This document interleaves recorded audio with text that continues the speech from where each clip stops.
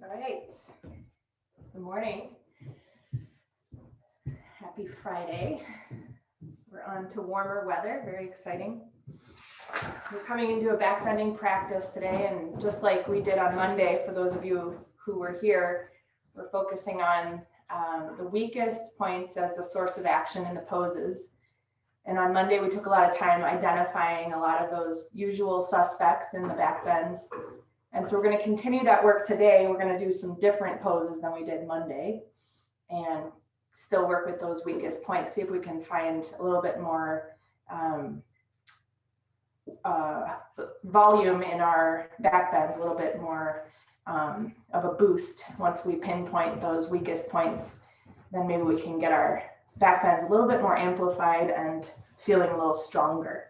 So come into your non-dominant cross-legged seated position and just taking some time to adjust yourself so that you feel really centered over your sitting bones. You feel aligned from the shoulders to the hips. The shoulders are sitting back and the chest is lifted and spread. The skull is right over the spine. And just take a moment before lifting your hands away from the floor to invite the legs to settle and to grow heavier, releasing especially right at the roots of your thighs, right at the hips, descending the weight of the thigh bones. Hopefully you have a downward angle from the roots of the thighs to the knees. And then bring your hands together in front of your heart and close the eyes. Softening your gaze toward your cheeks. Beginning to scan your body with your own attention, just seeking out places that might be talking to you this morning, a little bit stiff, maybe sore, maybe achy. Notice your breathing. Notice how active the mind is. Notice your emotional state this morning.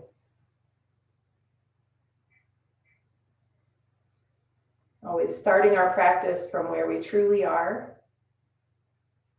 There's no wrong way to begin a yoga practice. We just need to acknowledge how we're showing up and honor that.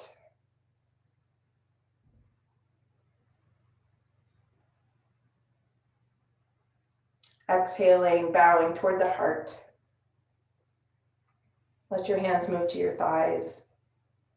And on an in-breath, raise your head. Let your eyes gently come open. And welcome.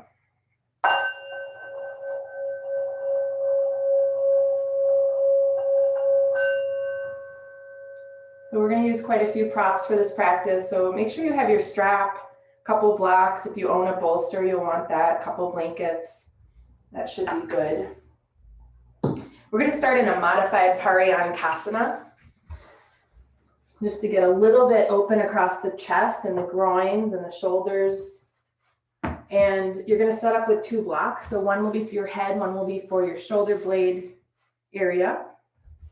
And you can take your dominant cross-legged position. You can also take bound angle if you feel ready for that, if it's not going to be too extreme. You can join the feet instead of crossing your legs. And you're going to try to come back on those two blocks so that the lower block kind of hits you across the shoulder blades. And then your head has enough height that your chin is at least level with your forehead, if not slightly lower. And we'll start with the arms down as if we're in kind of Shavasana position with the arms. And just begin by settling your weight into those blocks. So because we did kind of a more intensive practice on Monday talking about those usual suspects, those weak points, I just wanted to kind of review them here so that we bring attention back to those areas. So first of all, when we're in back bends, you're going to notice that your belly, your abdomen, and your rib cage kind of pushes forward and out. So just take a moment to kind of draw the inner front ribs toward each other and gently toward the back body. Just to kind of find that wise action that meets that exploitation that can happen in the back bend. Notice here also how we have the shoulders sitting in external rotation. And of course it's passively here because we're reclining. But we want to keep the sensation you have right now across the chest and shoulders when we're in our back bends. So to encourage that, begin to raise your arms above your head.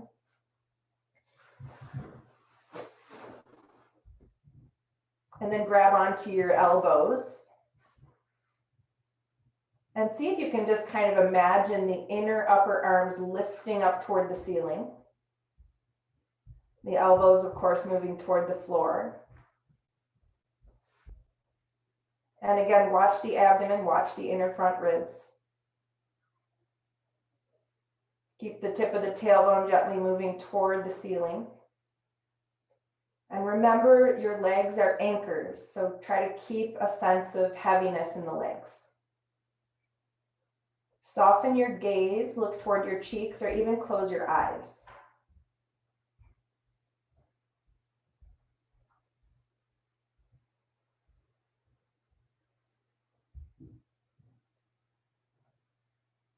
Good. Now go ahead and re-extend your arms. And then lower your arms down. And ease yourself to either side to come off of those blocks. And we're going to come into seated hero pose just to get our legs really activated in a way that we couldn't do with that modified Gomukasana. So creating whatever support you generally use for the hero pose. So shins might need some padding. You might need something under the sitting bones. Make the adjustments to your legs so that you see the four corners of your kneecaps pointing forward, your toes pointing straight back.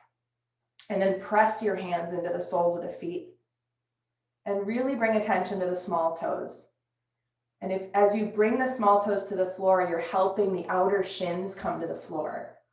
This is another action that we use in a lot of our prone back bends. We have to really engage the outer legs down to help the inner legs lift. Move the tailbone in. And see if you can bring as much contact as possible of the shins to the floor, even the front ankles.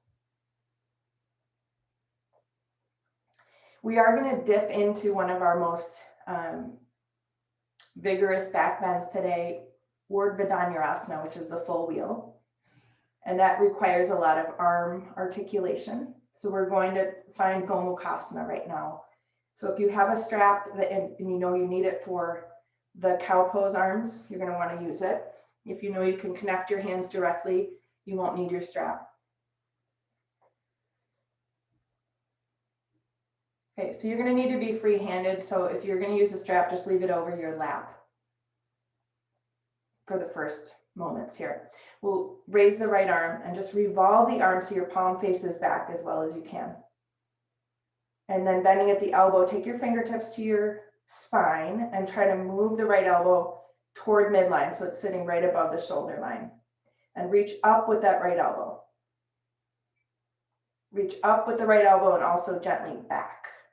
And notice how it helps you keep the chest supported with the shoulder blade moving in. So you're going to take your left hand and just revolve the upper right arm from the outer arm in.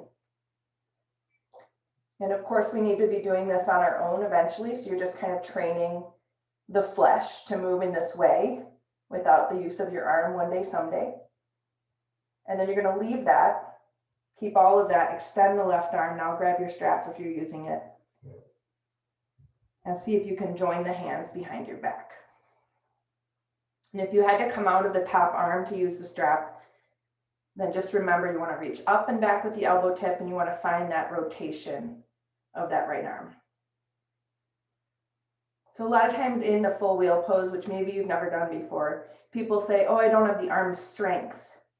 But it's actually more about this alignment than it is about the strength. So keep pulling the elbow toward midline, even though it wants to fly out wide. And let that broaden the shoulder. Take 3 more breaths. Keep working into your shins. Good. And we're going to release the arms and just kind of hold a Shavasana arm, pointing the fingertips toward the floor. You can leave your strap over your thighs if you're working with one. And just kind of tilt the pinkies up and the thumbs down. And then we'll be fixing the top arm with the left arm next. So go ahead and raise the left arm. Revolve the arm as well as you can, so you're rotating that upper arm. And then touching the spine, try to pull that elbow toward midline, and then bring it up and slightly back. You'll feel long triceps here. Revolving the muscle with the free right hand. So you're rolling the outer arm in, the inner arm out. Of course, when you take that right hand away, you'll feel that more than 50% of that is lost, but keeping kind of the action going. And then either finding your strap or using that free right hand off to the side. See if you can get the hands to join, either together directly or with the help of the strap connecting. And we're focusing a lot more on the top arm today, because this top arm is really the action you would use in the full wheel pose. Keep pulling the elbow to midline.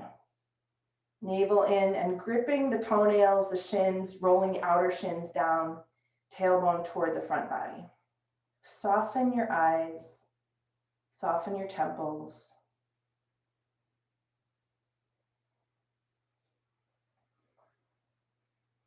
Good.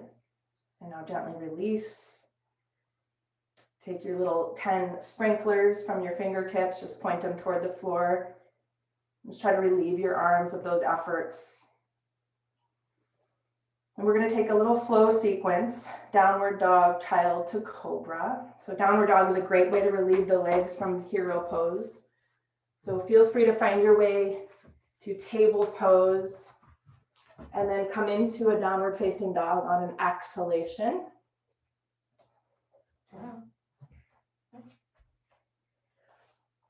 On an inhale, bring your weight forward enough you can place your knees wide. Exhale, sit back, child's pose. Inhale, stay close to the floor with the chin and chest. Come onto the front body and just find your way into one cobra pose. Good. Turn the toes under, exhale, downward dog. So if you're feeling stiff, that's good, because just like Monday, we want to kind of locate what bothers us in the poses, in the back bends. Inhale forward, place the knees, exhale, sit back, child's pose. And just notice how this cobra feels and where kind of the yucky parts are. Okay, take yourself into cobra pose. Downward dog, we'll do it one more time. Inhale forward enough, you can place your knees. Exhale, sit back for child's pose. And then inhale, stay close to the floor with the chin and chest, anchoring the pubic bone down, the hip points down, finding your way into cobra pose. And now come back to child's pose and just rest your forehead on your hands, your fists, whatever feels good in your body, and just take a few moments pausing.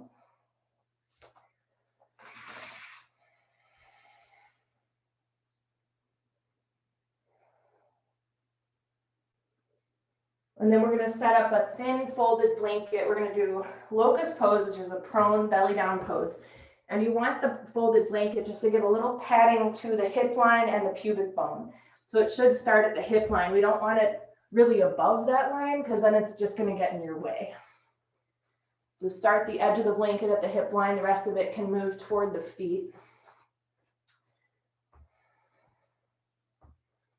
So in locust pose, we're going to bring attention to the shoulder action. We have to fight against gravity here. When we were flipped over, we had passive shoulder opening. Now we have to work for it. So begin with your legs, just getting your legs on board. Arrange your legs so the kneecaps are down, your thighs are centered, and you feel your small toes as much as you're feeling your big toes. That assures us that we have evenness across the toes and that our thighs are centered. We're going to start with our palms facing the floor, but arms are lifted off the floor. So bring your hands back towards your feet, your palms facing the floor. And just notice how this helps you lift the outer upper arms toward the ceiling. You might even angle your pinkies toward the floor to encourage that action. And even though there's a million things we could focus on here, we're going to focus on the shoulder work. We're going to use this pose to focus on the shoulder work. So with the palms down, we're modified because of course the pose is the palms face up. So what I want you to focus on, because you're about to revolve the arms, is can you keep what's happening in your chest and shoulders as you revolve from elbows to fingertips to have the palms face up. It's more effort, more work. Okay. Other actions are on board, but we're just not as focused on them. If you kind of feel like the outer upper arms drooped, go back to palms facing down, facing the floor. Keep what you have going on in the chest and shoulders and see if you can rotate from elbows to fingertips, palms up. More work, good. Go ahead and rest now.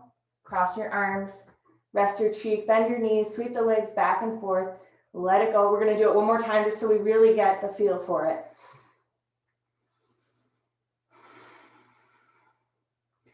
And if you feel like better things are happening with the modified version where your palms face the floor, then you might just keep working there until you feel like you can hold that and go back to palms facing up.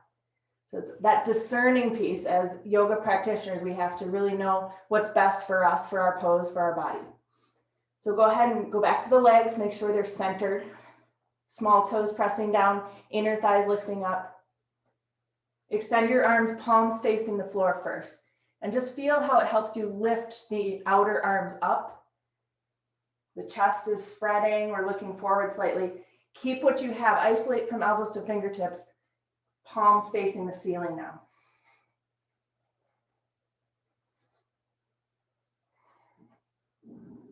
Good. And again, go ahead and release it. Cross your arms, rest your other cheek, bend your knees, sweep the legs back and forth.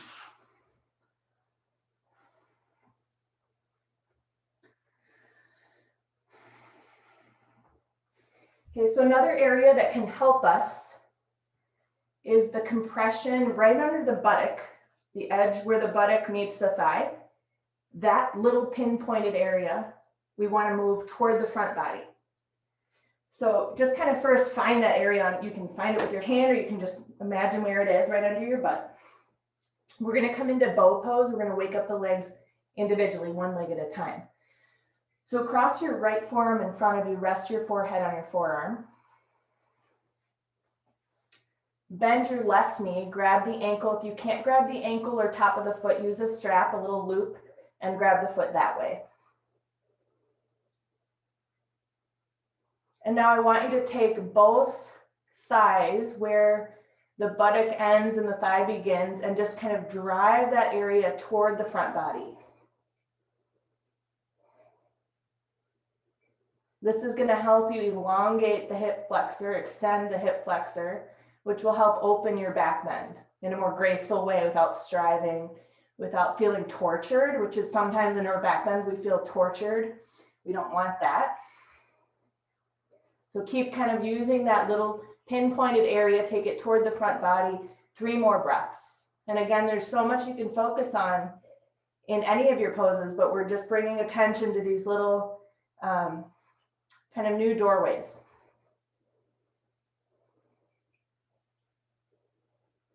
Make sure you're not using your hypertonic butt muscles. Try to relax the butt and isolate that little area right under the buttock.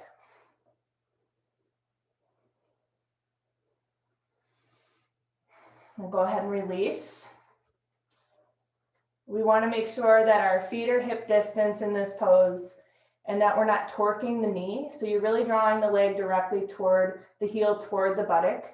So we don't want to have the leg going wide or narrow, the lower leg. So left forearm is going to be the resting point for the forehead.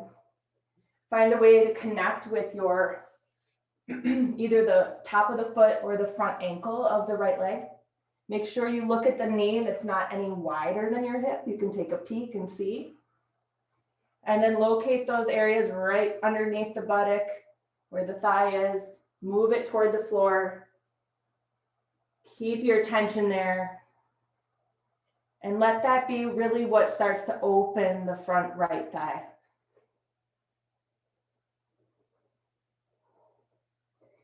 In a passive way, it's also helping you take the tailbone in without telling your body, take the tailbone in. We're doing that anyway because we're moving in just kind of right near and under the tailbone.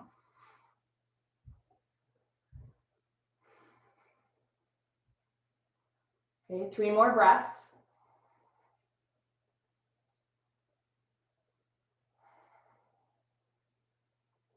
And now we're going to do both legs. So if both legs doesn't feel attainable to you, you can always do bow pose modified with your legs extended back, your arms extended forward. Or you could loop a belt over the front ankles if you're not connecting with your feet directly. But you do want to make sure that your knees stay hip distance in whatever version you're doing. So once you're either extended legs, holding your feet, holding your ankles, or using a strap, you're going to make sure the knees are only as wide as your ankles. Is that what I meant? As your hips. Okay. So again, envision the point right under the buttocks. Move it in there. And on an exhale, just thinking about those little areas, those little targets, you'll start to lift. And now, even though your small toes aren't on the floor, try to drive the small toes down and lift the inner thighs up. And feel the action of the upper arms like you had in Locust going on. Lift the outer upper arms from drooping toward the floor. See if you can lift the flesh up. Keep your gaze soft, your temples soft, your eyes relaxed. Make sure your butt isn't doing more than it should be. Good. One more inhale, and then on the exhale, let it come down. You can keep your knees bent or bend them if the legs were straight. Windshield wiper the legs. Do it as many times as you need to kind of refresh your body, refresh your back.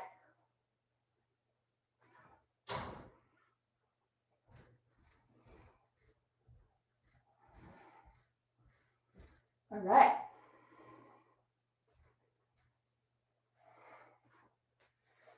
So we talk about the tailbone action all the time, but we're going to reiterate the tailbone action in our back bends.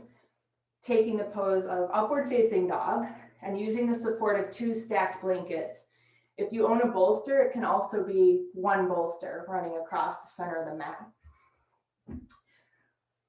So either 2 stacked blankets folded kind of in these thicker, smaller rectangles, or 1 bolster should do the trick.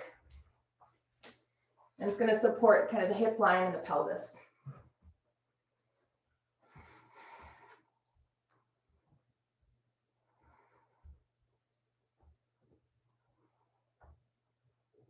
So we have this nice contact of the props against the pelvis, which gives us a target.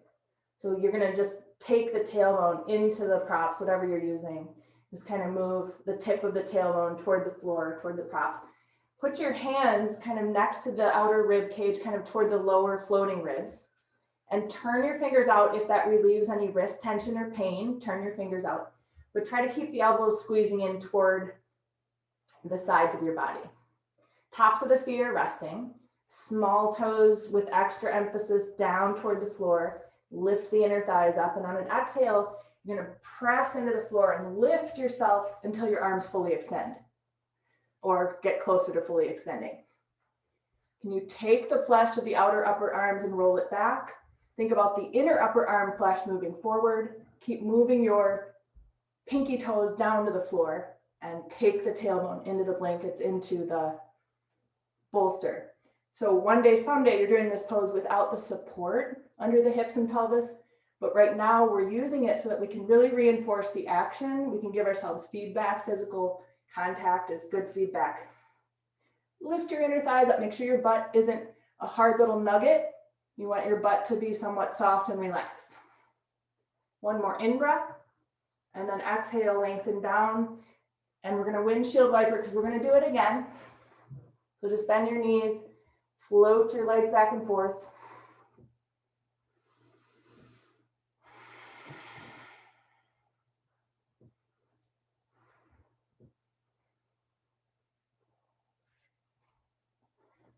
Now, if you think you can keep contact but remove a blanket, you might try that. You might start to kind of develop the pose and see if you can come down a little bit but still keep the contact. So it's a good way to wean off. If your hips are just floating once you do that, put the prop back, because we definitely want that today. We want that reinforced. Okay, feet are hip distance. Your small toes are just as heavy as your big toes. Your hands are next to the rib cage. Your elbows are squeezing in. On an exhale, start to fully extend the arms. Take the tailbone into the body. And maybe if those wise actions and other parts of the body are coming back, don't ignore them. Engage them. So the area right under the buttocks, maybe that's coming into play here, winding the arms, not bugging your eyes out or rolling the eyes up in the head, softening your jaw. Good. Lengthen back to the floor and releasing the lower back. Sweep the legs back and forth.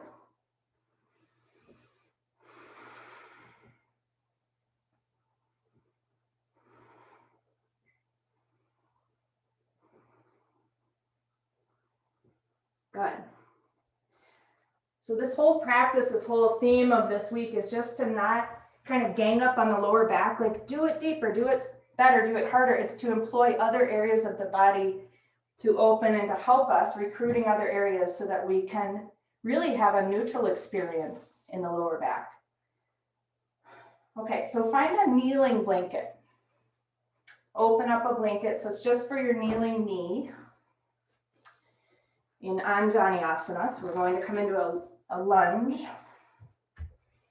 with the right leg forward and the left knee kneeling.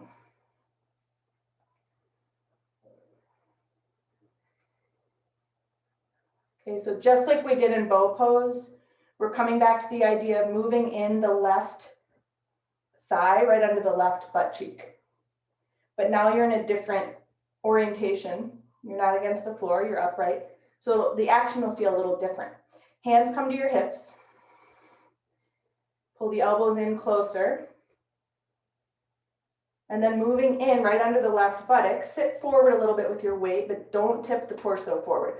So Sylvia, I saw your head come down. Maybe that's because you were wobbly, but try to keep the idea of a book remaining on the top of the head. And really drive that tiny little area right under your left butt cheek toward the front body. Feel the left front thigh opening. Now I want you to keep all of it, but take your Shavasana arms now, little sprinklers toward the floor. Try to lift your pinkies up, your thumbs down, inviting the action of the upper arms that we want. And now keeping that, raise your arms level. I'm hitting a wall here, but raise your arms level with the floor. And now bring your arms all the way up. And see if you can join the hands.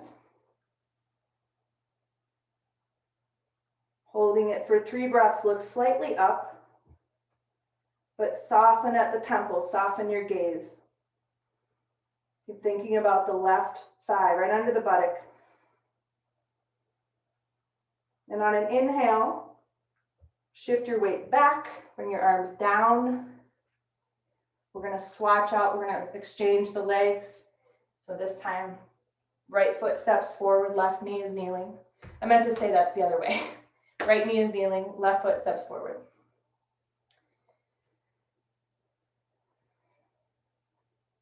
We'll start with our hands on our hips.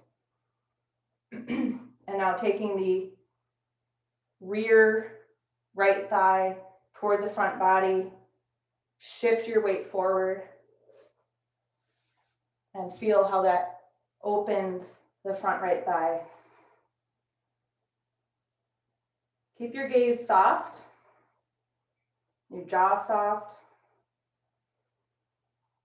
and then remaining where you are with the lower half, extend your arms like you're in Shavasana, raising the pinkies slightly, turning the thumbs to the floor slightly, lifting the inner upper arms up, move the arms now level with the floor, and then bring the arms all the way up, keeping that nice action, and then seal the hands together. Try to keep the elbows straight.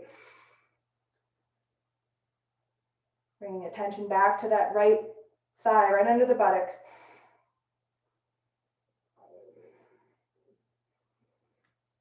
Good. Inhale, lift yourself up, sit back, release the arms down. Separate the knees on the blanket. Just take a few moments in child's pose, just soothing the back, soothing the nervous system.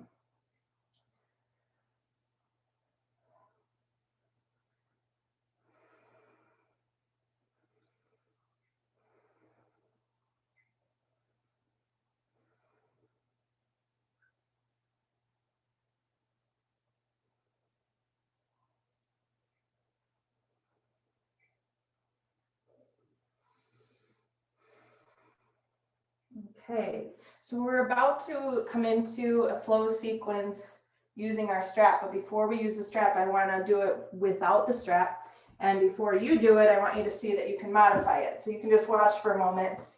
We're going to do downward dog, plank, chaturanga. And then we're going to come into child's pose to relieve it. We're going to do it 3 times. So if you need a modification, you're going to do downward dog, knees down plank, knees down chaturanga, okay? So it does make the poses a little bit more mild when you lower the knees. Otherwise, it's downward dog, plank, chaturanga, okay? So without the strap, just to get a feel for it like we did Monday, just to kind of notice where the sloppy parts are, where the irritating parts are, where the weak parts are. Okay, so from hands and knees table. You can always turn fingers out if it relieves your wrists. Downward facing dog. Inhale, forward plank position. Knees down maybe. Good. Bending elbows, but keeping them only as wide as shoulders, Chaturanga Dandasana. And then find your way out of there. Lower the knees if they're still up. Sit back in child's pose. So we get to do that 2 more times.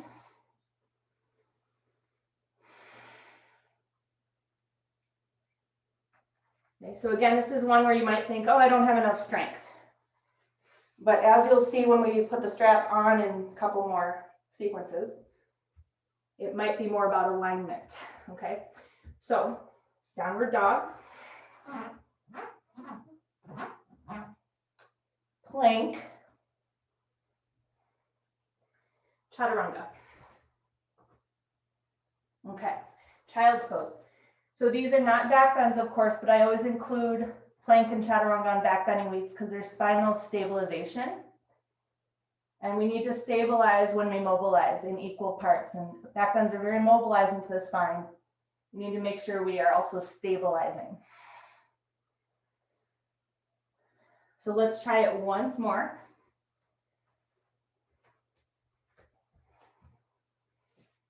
Downward facing dog, which of course is a forward bend, into plank position, which is a neutral spinal stabilization position. And then Chaturanga Dandasana. Good. And then child's pose. And just stay about 5 breaths. Whatever version of child's pose is most soothing to you.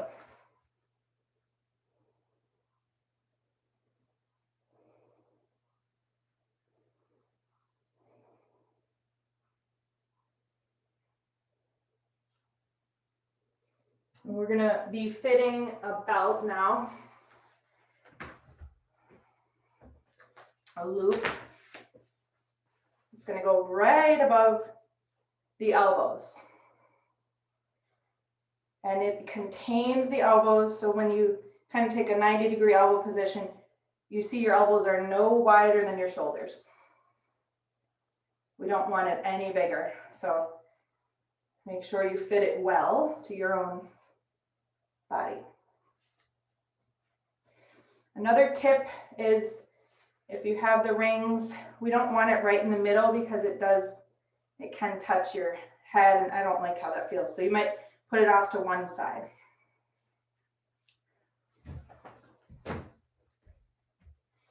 Now I'll show you where we're going with this. Downward dog, plank, chaturanga, and wow, that feels nice to have that support I can't even tell you. We're going up. We're going back through it, downward dog, okay?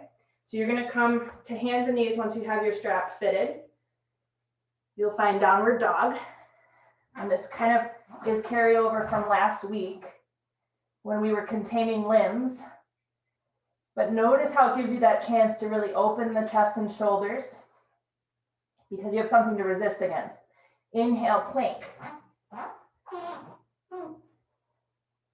And then bending elbows, they have nowhere to go, they can't be wider. You're gonna sit down in chaturanga and that strap is gonna give you some support to the front body. Good. Back up to plank and back to downward dog.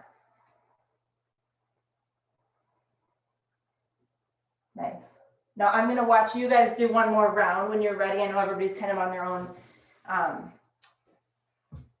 timeline with this, but I'm watching. So it's plank, I'm sorry, it's downward dog, plank, chaturanga, plank, downward dog.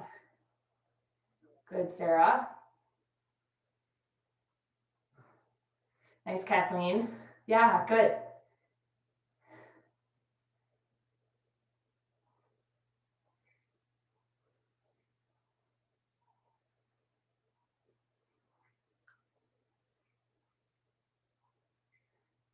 And Judy, good. Good.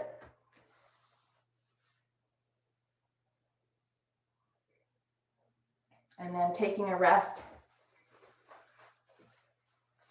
in child's pose.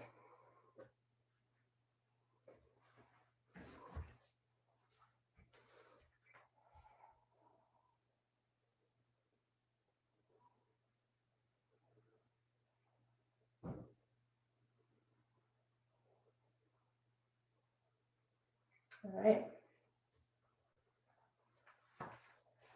So the pose we began the class with, Gomukasana, we did it modified. We're now going to do it the classical way, which is from hero pose. But that being said, some of you I know have struggles with hero pose, and you might need to come back to the modified cross-legged position or bound angle position. But we're going to set up to recline the pose, which is the 2 blocks again. And of course, your hero setup with your legs. And you might not know what height you need for blocks. So you might have to kind of guess. But we're going to have the blocks running across the spine. So the horizontal plane of the block. And you might take a medium height with that first block that's going to hit your shoulder blade line. You might try the high height. When you're in hero, you're further from the floor, so you need more height than you did in the seated version. So that might help you anticipate what you're going to need. But you're going to come back and just see if it's going to be right.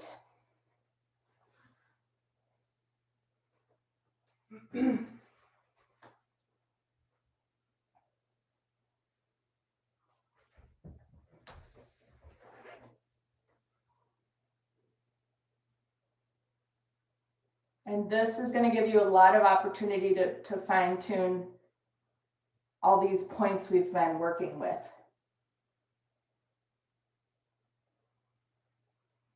Okay, so I'm just waiting for people to kind of come into position, and if the hero legs are too much, go into cross-legged legs.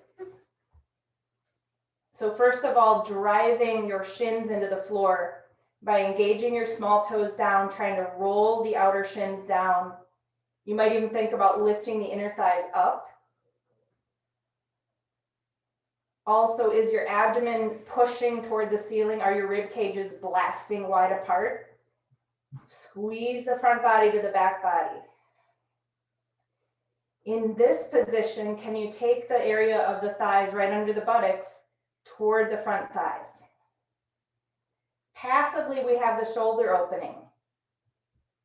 Can you keep that now as you extend the arms overhead?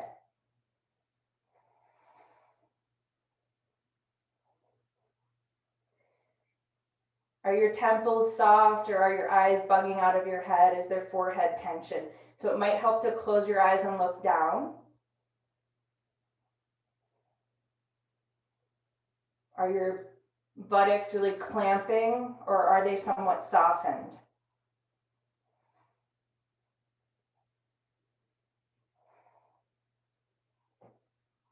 Where is the tip of the tailbone? Is it pointing toward the floor or toward the ceiling?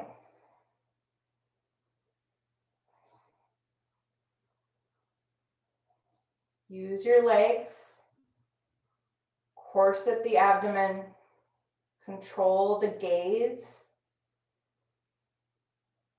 Use the rear thighs right under the buttocks.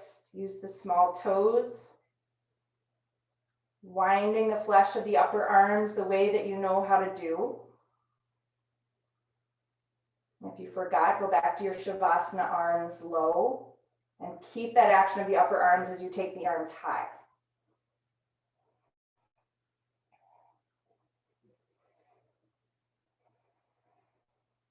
Good. Start to move the arms down toward your feet, your hands. And when you come up, you want to make sure that you're supporting, you're stabilizing. Use your stomach muscles. Use the hands on the floor and keep your shoulder blades supporting your chest. Lead with your chest. And come back to downward facing dog, this time just holding it to relieve your legs.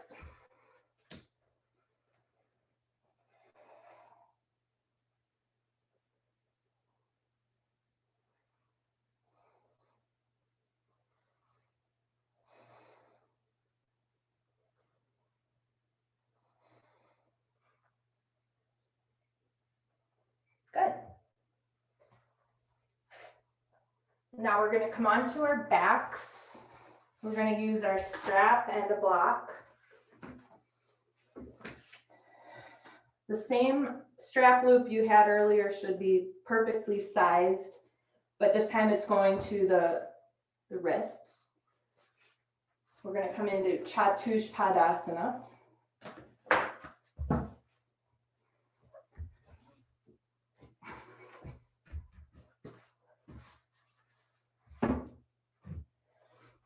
And you're going to start with your middle height of your block, running from the tailbone up the spine. So it's vertically running, it's not crossing the lower back. Unless you have a lower back injury, then you do want to use the surface area in the wide aspect to support your back. Otherwise, for this pose, we're using the support spine-wise, running with the spine. You want to make sure your block isn't jutting out too far near the buttocks because we're going to need to place the strap right there. So take the strap to the wrists with your palms facing up. So the strap is running right underneath the block, between your block and your feet. And now really work the action of the arms by tipping your thumbs as deep to the floor as they go, lifting the pinkies, which assists the inner upper arms up and the outer upper arms down, and it assists the shoulder blades into the body. Tuck your chin into your chest, and now begin to stack your thighs vertically, and then stack your legs. Be less concerned with the legs. Have the legs be a byproduct of all the good work going on in the upper body in this inversion. Strong emphasis on the shoulders remaining in external rotation. Compaction of the abdomen, the rib cage. Soft eyes, cheeks, gaze, temples.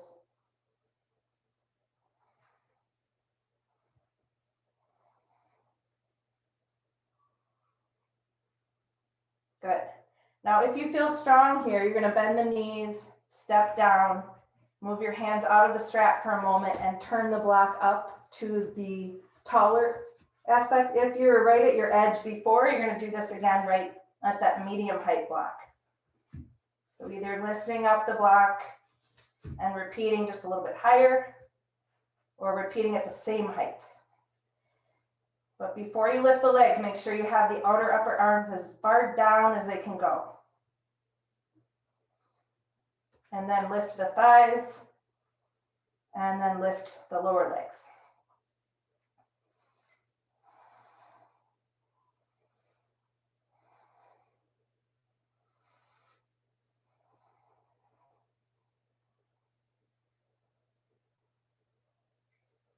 So in our standing poses, the legs are really effortful.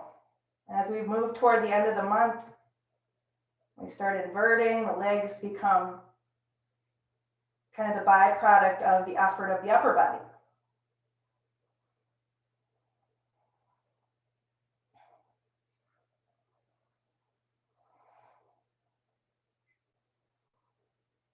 And now we're going to take one more step with this. So bring your feet to the floor. Check back in on the upper body. And now extend your legs out 1 foot at a time, resting on the heels with your toes pointing up. Toes above the heels.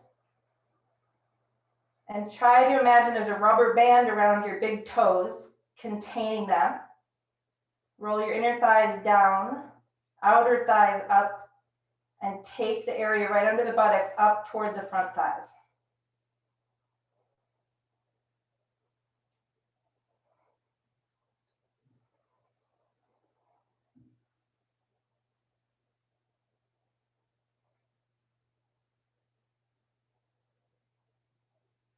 Good. And now step your feet down by bending the knees. Relieve your arms and lift yourself up enough you can move your block out of your way. And then walk your spine down slowly and hug the legs in. Just taking a few moments to soothe your back.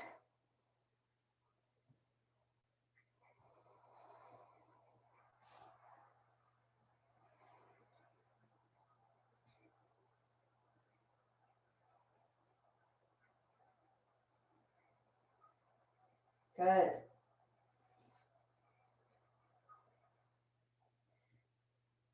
Okay, so go back to your strap, but now we're going to dip in just a little bit of a introduction to Urdhva Dhanurasana.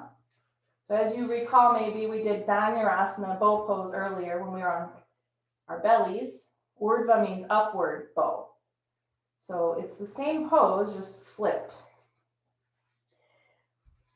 We're going to use the strap to help get the arm action going, because like I said earlier, it's not as much about strength as you might think.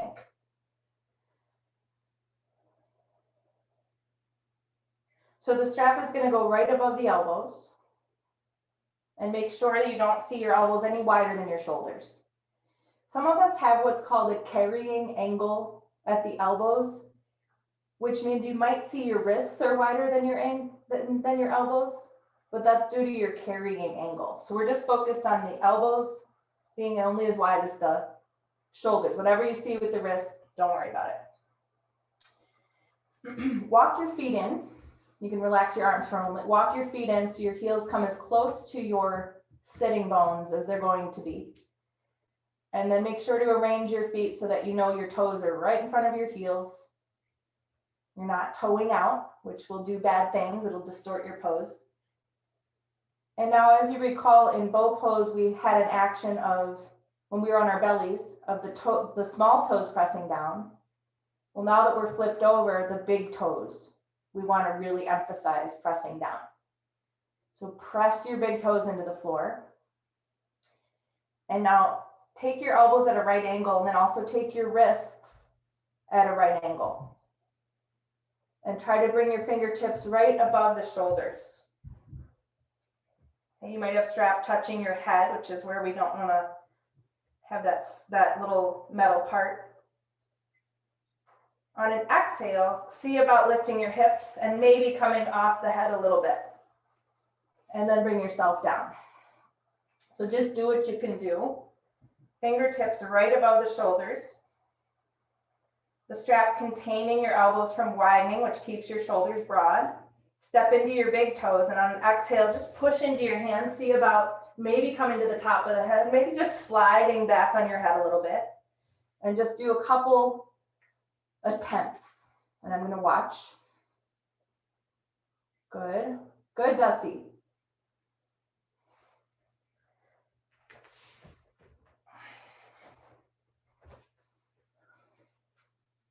Good. I want to see a couple more attempts.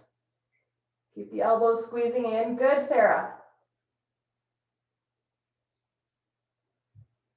Nice, Kathleen.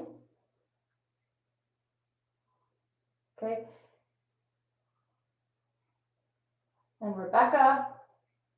Here we go. Yep, good. All right.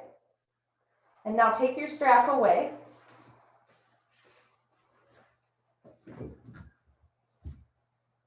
So all the work is good work, but it's also important that we feel successful from time to time, and ending with full wheel attempts is not the way to do that usually. Most people either get super tired and exhausted, or they also get frustrated. So let's end with a bridge pose, and we're going to try to bring as much of these wise actions into our minds as we can. I'll try to remind you of those as we're holding bridge pose.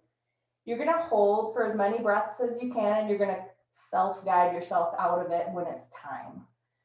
So let's prepare for bridge pose. Same feet, a lot of the same elements as full wheel. Get the heels in close. You might start with your hands interlocking underneath you. You might grab your ankles. You might just have your hands or arms pressing down on the floor. On an exhalation, come into your version of bridge pose. Holding the hips up there by stepping into your big toes. Keeping the outer upper arms down. As you step into the big toes, feel the inner thighs following toward the floor. Relax your buttocks. Take the area underneath the buttocks toward the front thighs. Try to squeeze your inner front ribs gently together and toward the back body. See if you can gently move your rib cage away from your pelvis. Keep your gaze soft, your eyes pointed toward your cheeks rather than rolling up in your head. Tip of the tailbone gently seeking out the ceiling. And as many more breaths as you can sustain.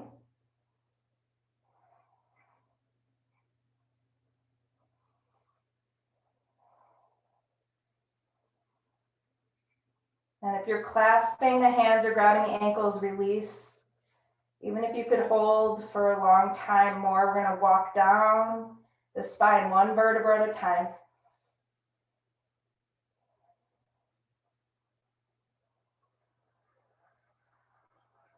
And then you're going to roll to your side.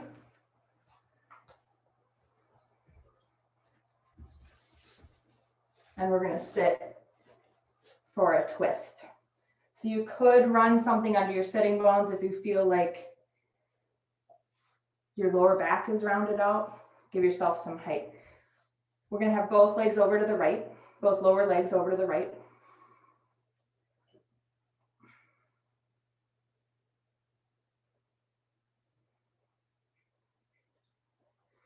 Find your strap and loop it around your right arm, the same little loop you've been working with. And then take your left hand behind your back and come as close to that right arm as you can. Even if you can grab the arm, I don't want you to, because you're going to need a little more room here. Okay. Inhale here, exhale, you're going to throw the back of the right hand to meet the top left thigh. Turning yourself well to the left. Do your best to anchor into your right buttock, even though it's probably pulling away from the floor. Keep a sense of gravity there. And notice if left shoulder is in external or internal rotation. Passively, it tends to internally rotate. We don't want that. So peel the flesh of the left shoulder from front to back. Move the right shoulder blade into the body. Soften your gaze.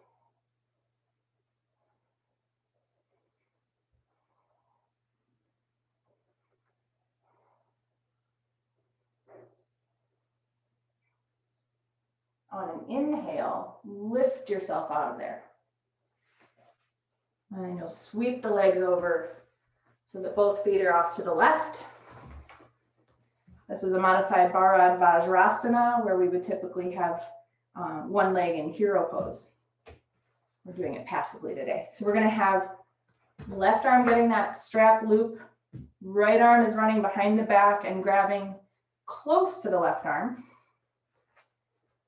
Try to even out the sitting bone weight, even though it's drastically different. Inhale here. And exhale, you're going to throw the back of the left hand to press against the top right thigh, using that contact to help you roll that left shoulder back, to help you bring that left armpit chest around, peeling the flesh of the right shoulder back from front to back. Try to put that shoulder in external rotation. Soften your gaze.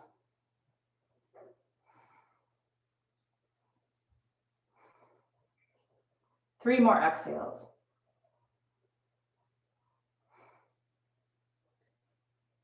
And after this third one, inhale, lengthen out of your twist. And you're going to help yourself come onto your back, preparing for final resting pose. And make sure to do anything you need to do, address any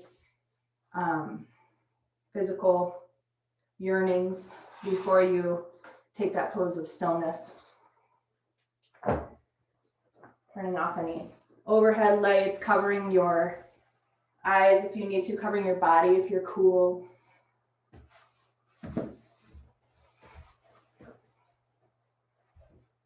So we can't see the back body. So this third week of the monthly cycle is starting to move the brain, kind of recede the brain back.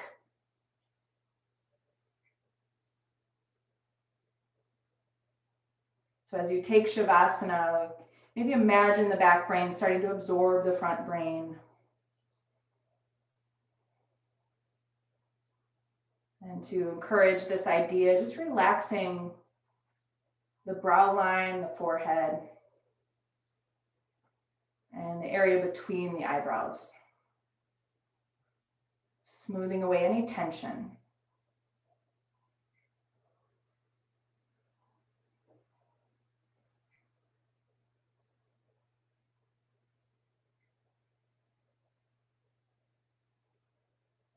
Feeling the back body, absorbing the front body.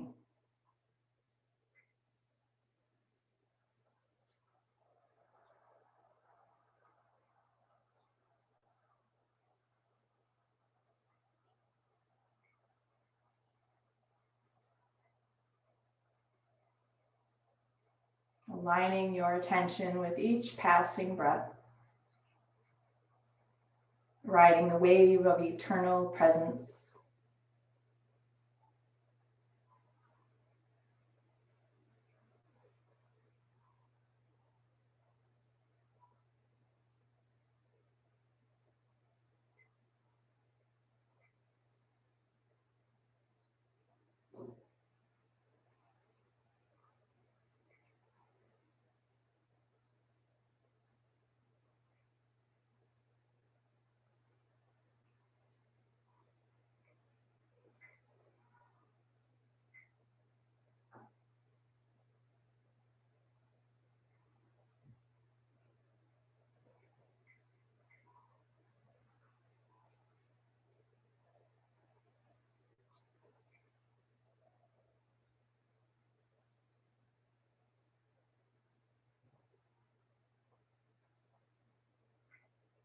And imagine that your navel is the center of your being. As you inhale, just let your breath ripple out in all directions, maybe even going beyond the boundary of your body. And as you exhale, imagine the breath closing back into that point of origin, your center. until it completely disappears.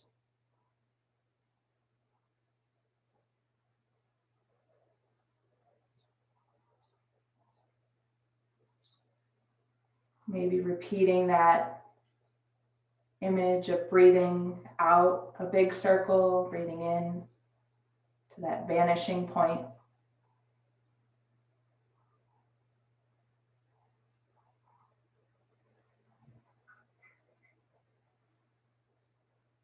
And when it feels right, returning to the unconditioned breathing,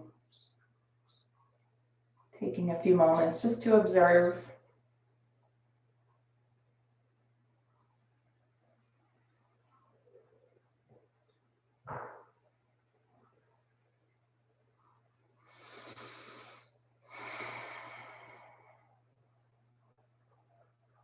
Start to move the fingers and the toes. Start to rotate at the wrists and the ankles. Maybe gently roll the head from side to side. Begin to bend your knees, bend your elbows, fold the hands onto your chest or your belly. And roll to either side of your body and just stay on your side for a few moments. Maybe here the eyes come open. Maybe they stay closed. Taking your hands against the floor, pressing down to help bring yourself up to a seated position.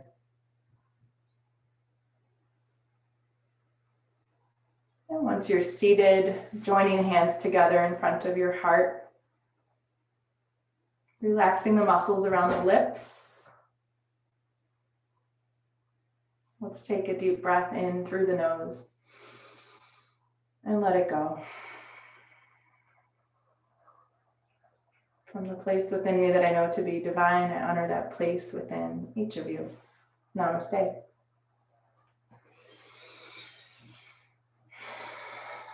All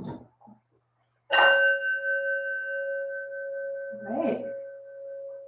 And thank you all. And Judy, I think you have a little, oh, she left. I was going to tell her I think her camera was a little smudgy, but we'll get her next time. All right, you guys, have a good weekend.